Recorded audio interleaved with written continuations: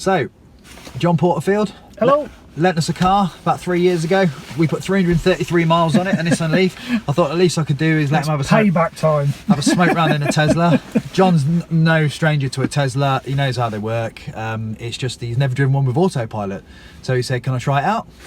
Be my guest." So when you're ready, mate. So off we go. I keep forgetting how massive that screen is. We mentioned this earlier. Yeah, yeah. It's funny what you get used to.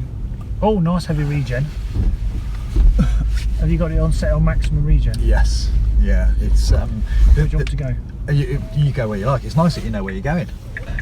So my friend Chris, who I did the Land's End to John O'Groats run in, Chris Ramsey. Yeah. He works in the oil industry, but in the oil industry. Yeah, in Aberdeen. How's he doing? Because it's on a bit of a downward spiral, isn't it? He's been made redundant. So I only found out last week. So he's plugged in Adventures. Yeah. Chris Ramsey, and he's got some great plans for 2017. We'll put a link to that, Plugged In Adventures. If Chris is a great guy, and yeah, he's got some exciting projects with Nissan, which I can't talk too much about. Okay. That are coming up. That'd be something to keep an eye on. So, has he got a YouTube channel then? Yes, the occasional video on Plugged In Adventures.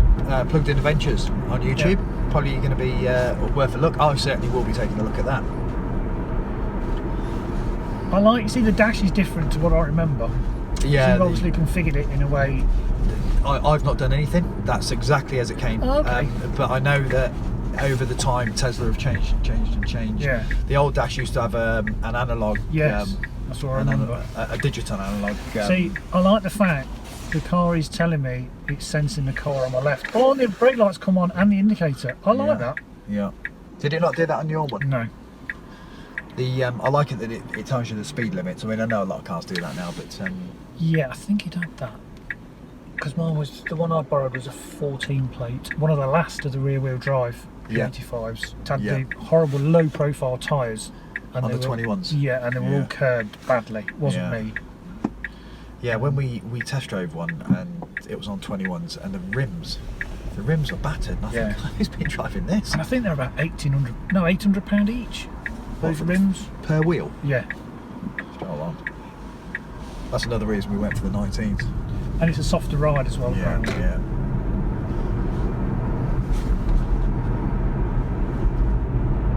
This is on springs. There's no air on this. So. And again, the air was a bit of a gimmick. But this how's it feel in comparison? It's a lot softer than what I remember the P85 being. Yeah. Oh yes. Oh yes, that's nice. I've forgotten that. Happy with that?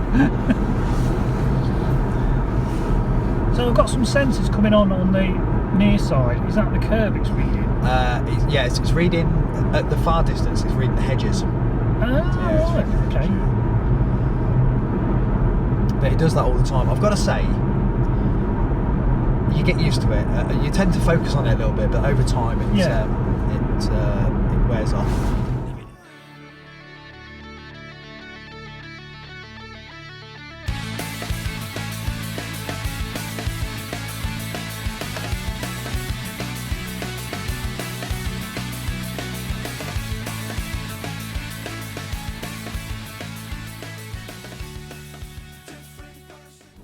You see, this is the entry spec Model S. It's just great. Don't think you're being shortchanged if you get an entry spec. You don't need anything else. That's very true, actually. The only upgrades on this car were the interior, the seats, and we got the power lift gate, the upgrade package. The stereo's standard. You get heated seats as standard, not in the rear, but we've had them before in the rear, underneath, and we just didn't need them. It's more than adequate, isn't it? You can, as soon as you see the little steering wheel on the right there, John, you see where you've got the speedo. Yeah. And you can see to the right it's got a little steering wheel. Yeah. Now just below there's the store. Do you want me to pull it on for you? What do I do? Pull it towards me? If you pull it once, that puts on the adaptive cruise control, so it will stay at that speed. Yeah. And then if you pull it twice quickly, that's what's on. Oh, hey! That's it. Wow. And then you can knock your speed up to. I'll just knock it up to 60 for you. There we go. See, that's really weird because I felt the car pull the steering wheel and centre me up in the middle of the road. Makes you aware of just how off centre you were driving, doesn't Yeah, it? it does actually. Yeah. I do tend to drive left of the lane. It's my word. The car is. Okay. Yeah, there's a big lorry coming, but you know, let's not panic here. Wow. And you can see the sensors sensing where the white lines are in the car. And if you imagine it does this on an A road. Yes. Yeah, on the motorway, it's absolutely faultless. It doesn't do anything wrong on the motorway at all. It just sits 70 miles an hour, 75, problem free. Right, hold steering wheel. What that's asking you, when you hold it, what you inadvertently do is put some steering. You put a bit of torque for the steering column, Right. or you put some effort for the steering column to text that. To text that over here. Yeah. This is quite amazing. Coming up to a roundabout, we've come round a bend. It's now straightening up. So when you get to the point where So what do I want? if you just tap the brake now, Just tap the brake, turn everything off. That's it. And I've got control back. Yeah. you haven't got full regen yet because the battery has. So I'm going to twist it around and go back. Yeah, you can do. You can drive it wherever you like. What? John O'Groats? As I say, as long as you pay for the electricity, which is going to, I think, will amount to about 25 pence. Then I reckon we could have a lads long weekend. Kate won't miss you, will she? no. Right, just text her. So does it do a resume, or you just got to reset it again? You have to reset it again. Okay. So you can see that it knows it's 60. It's so gone back up to 60 again. that's adaptive cruise. So it's going back up to the preset. Yeah, the autopilot's not on yet. Now it's on. So once it's for the adaptive cruise, Keep both hands on the wheel. yeah, you can take. It's all right. Yeah. That's just a warn. Now then, you see what it's just done here? Okay. It's because it's done this before. It's because it thinks that 60 under certain conditions is too quick for this corner. Right. So when we come off this corner, you'll see that it will automatically speed up to 60. That's very clever. Yeah. As you come down from Scotland on Yes. the A7, is it the A7? A9. A9, it does that a lot. Right. So when you come off this corner, it says it will go up to 60 and then it'll just fire off again. Right. He says. But it's saying maximum 45. There you go. Hang on. That is really clever. So is it perhaps taking into account the cold conditions, maybe ice? I think what's Road. happened is previously somebody's driven down this road in a Tesla on autopilot, Right. and Tesla have downloaded that information and gone, That's clever. that's too fast. You just need to just give the steering wheel a little input. That's it. As soon as you hold it, you inadvertently put some steering effort in. If you could see my feet, they're not touching anything. Neither are my hands, and we're going round a bend. This is quite amazing. This is just. In fact, I thought I'd be more panicky than I was. I thought I'd be more anxious because I can be a bit OCD. Yeah. But within what's it been? A couple of minutes, my confidence has just grown to the point where I can quite easily see doing motorway trips in this. Yeah. My mother, Wow. she wasn't comfortable with it. But I tried to explain it after 10 minutes. It was okay. So I don't know what it's going to do here. Let's see. Right, is it going to read the chevrons? It is. There you go. Let's slow it down. Look at that. You've got to hold the steering wheel though, John. Right, yeah. Just there. It's just asked you to put it. There you go. Oh, just put another bit of input in. There you go. Water steep. Right, restricted to 40 because it's a 40 zone. Yeah. So although I've got it set to 60, it's knocked itself down because it's recognised the zone, which was similar to the P85 I had. But ultimately, what it's made for is, I think, for motorways. Yes. Yeah, it's made for motorways and where you don't want to drive. So where's your distance till empty on this? I know you've got 91%. You just change that. Oh, right. You change it to energy. I have it on energy. I just prefer seeing a percentage. What it's doing is it's warming up the battery as well, which normally I have it so it pre-warms the battery. But if we're going far, then we need that. But actually, if we're not, we don't. So. But you could drive this. I mean, I range tested it yesterday and got just over 200. That's more than it did 200.7 miles, and it was on 0 miles. and it restricted the heater and everything like that. We didn't run it out to the point where it stopped. We decided not to. But like the Leaf, have you got some in reserve? yeah, the only way to really tell what usage you've got is by what goes back in, because you regen some, you draw some for the heater, you don't know fully what you've used. It's very difficult to work out what you've used, but you can work out what's going back in. Yeah. So and it put just over 62 kilowatts back in, and this is a 60, which effectively, as a 60, you would think you've got about 57 and a half, 58, but you've actually got 62.5 because it's a 75 restricted. So, which brings me to the question of, is it worth upgrading to the 75?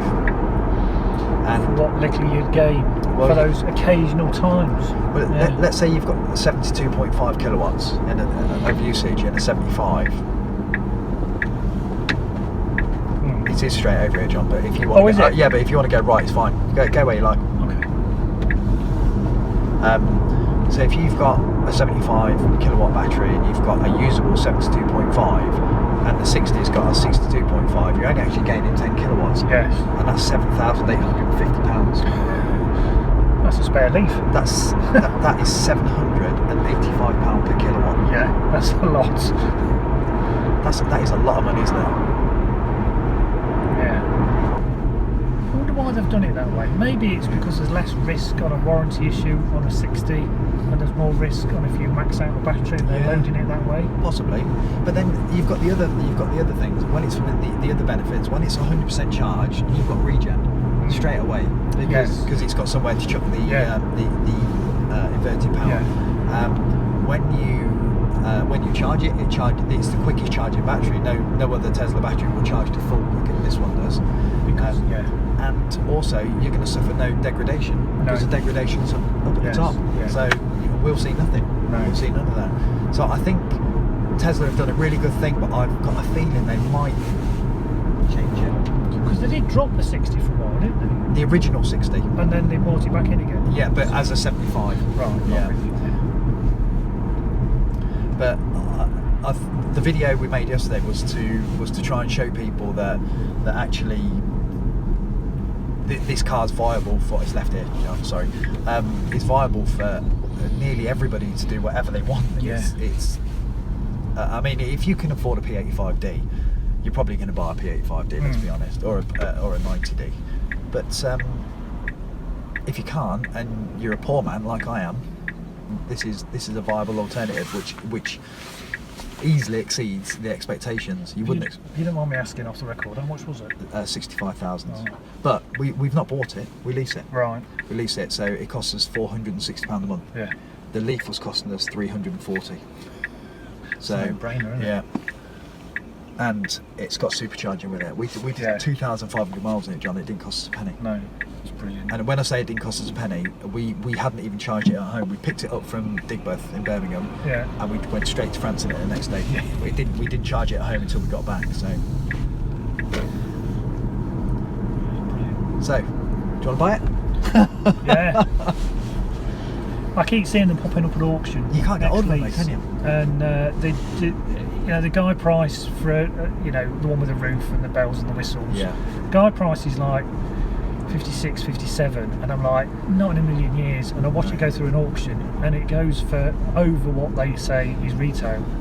So they'll end up selling for, it should be 55, 56, and they end up going for 64, 67, 65. That's insane, isn't it? Yeah.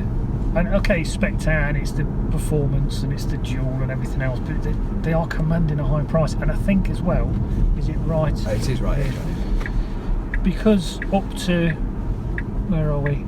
Up to the end of this month, all cars will have free supercharging. So after that, it won't be. I think it was the 15th. I think they made it. They extended it for 2 weeks. So I can see used Model S commanding a higher price in the future because that's a Model S with the supercharging enabled for life. And that's going to hold up residuals. Just for a bit of info for you, which has come to light recently, the supercharging so if you bought a 2014 Model S, and it had supercharging as standard because that was part of the deal, if that car's gone back to Tesla, that's then gone. Really? They take it off. It's only if you sell it privately. So if I sold this, if I sold this to Tesla and then you bought it from them, your supercharging's gone. If I sold it to you, your supercharging stays. Yeah. So it's for the life of the car until Tesla get their hands on it again, which you can understand what they're doing, because obviously, ultimately, it comes at a cost. Yeah. And they're filtering that out, I suppose, aren't they? So. Yeah. But to be honest, the supercharging is amazing. But unless you're doing 30, 35, 40,000 pounds a year. £30 a year, you could just stick it in front. I'll move it, John, when you're ready to go. So unless you're doing 40,000 miles a year and really relying on it, I mean, the cost, even then, the cost is still peanuts. Yeah. Because I think Tesla are going to ultimately charge you what it costs. Yes. I don't think there's going to be any, as long as they cover the cost to run the charging stations. I think that's what they'll do. Yeah. What do you think, John? For sale now at EcoCars. www.ecocars.net.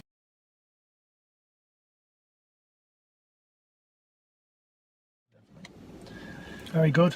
Happy with that, John? James. Yeah. Where do I sign?